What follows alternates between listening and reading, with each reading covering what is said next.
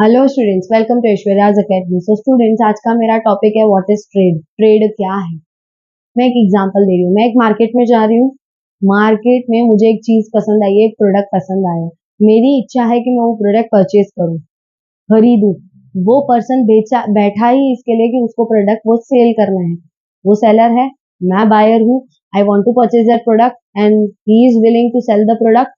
So we will transact and I will purchase the product and I will give him a money. मतलब मैं उसे पैसे दूंगी और वो मुझे क्या देगा? प्रोडक्ट देगा। उसको बोलते हैं ट्रेड। हमारे यहाँ ट्रेड टू टाइप्स की होती है। I can say all over India two types की ट्रेड होती है। एक होती है नेशनल ट्रेड, एक को बोलते हैं हम national trade, and second one is international trade. अभी मैं सबसे पहले नेशनल पे बात करूंगी। नेशनल क्या होता है? नेशनल ट्रेड क्या होता है? नेशनल ट्रेड मतलब जो मैं India with in a country में मैं ट्रेड कर रही हूँ। जो भी मैं ट्रांजेक्शन करूंगी वो विद इन अ कंट्री करूंगी, with in are geographical boundaries करूंगी, उसे बोलते हैं नेशनल ट्रेड। जैसे कि एग्जाम्पल दे रही हूँ। A is a person who wants to purchase product from B. They both are from India only. मतलब ये क्या है? ये वाले केस में क्या है? ए पर्सन जो बायर है एंड बी पर्सन जो सेलर है, वो दोनों क्या है? इंडिया के ही बिलोंगिंग है, इसीलिए बोलते हैं उसको नेशनल ट्रेड। अभी यहाँ पे मैं एग्जांपल दे रही हूँ। Example, Mumbai wants to sell product at Singapore. मतलब मुंबई हमारी जो मेट्रो सिटी है, मुंबई को अपने प्रोडक्ट बेचने थे किधर? सिंगापुर में। तो फिर ये क्या हो गया? International trade. मतलब यहाँ पे क्या हो गई? दो कंट्रीज इन्वॉल्व हो गई। दो कंट्रीज इन्वॉल्व होने को बोलते हैं international trade, and same country involve है उसे बोलते हैं नेशनल ट्रेड। अभी इसमें भी आगे क्लासिफिकेशन है कि नेशनल ट्रेड में कितने क्लासिफाइड हैं, मतलब नेशनल ट्रेड को आगे कैसे क्लासिफाइड किया है एंड इंटरनेशनल ट्रेड को आगे कैसे क्लासिफाइड किया है। स्टूडेंट्स, नेशनल ट्रेड को आगे क्या क्लासिफाई किया है? नेशनल ट्रेड को आगे क्लासिफाई किया है दो फैक्टर में,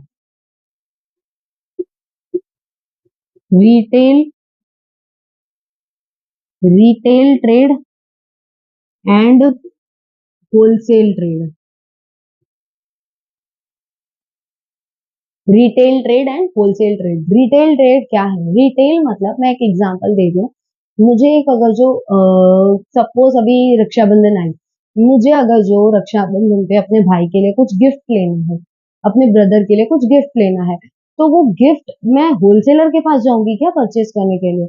नहीं, एक गिफ्ट शॉप पे जाऊंगी।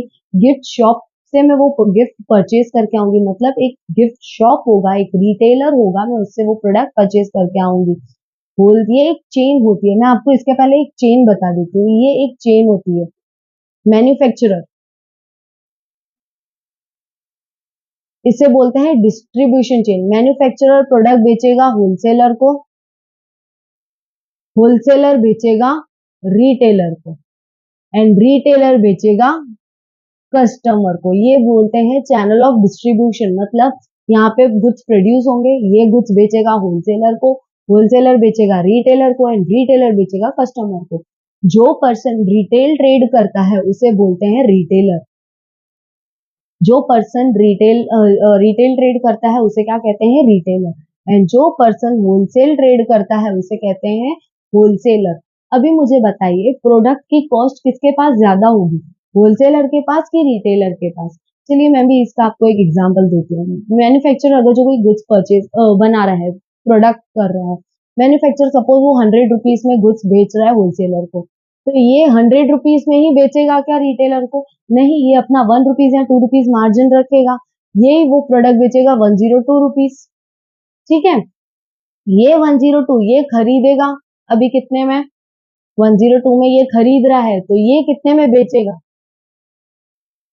रिटेलर बेचेगा 105 या 1010 में, मतलब रिटेलर का अल्टीमेट क्या हो जाएगा, प्रॉफिट हो जाएगा। इसका प्रॉफिट हुआ 2 रुपीज एंड इसका प्रॉफिट हुआ 3 रुपीज।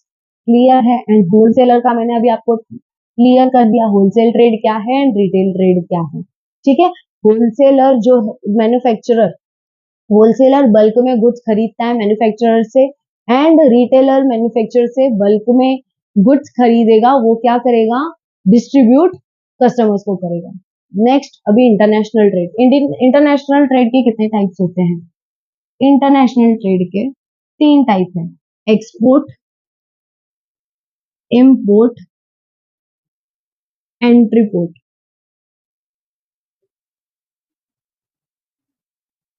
एक्सपोर्ट क्या है, एग्जाम्पल से बता रही हूँ। एग्जाम्पल जैसे मैंने यहाँ पे आपको बताया, Mumbai wants to sell product at Singapore, मतलब हमारी कंट्री इंडिया वो क्या कर रही है, गुड्स दूसरे कंट्री में बेच रही है, मतलब सेल कर रही है, उसे बोलते हैं एक्सपोर्ट। मतलब एक कंट्री अगर जो दूसरे कंट्री को प्रोडक्ट सेल कर रही है तो उसे बोलते हैं एक्सपोर्ट। जैसे कि मैंने यहाँ पे दिया कि मैं अपने कंट्री मतलब मेरी इंडिया अपना प्रोडक्ट बेच रही है सिंगापुर को, सेल करने को बोलते हैं एक्सपोर्ट। इम्पोर्ट क्या है, अभी इसका एग्जाम्पल देती हूँ। India wants to purchase product from America, मतलब हमारी इंडिया को क्या करना है, परचेज करना है दूसरी कंट्री से।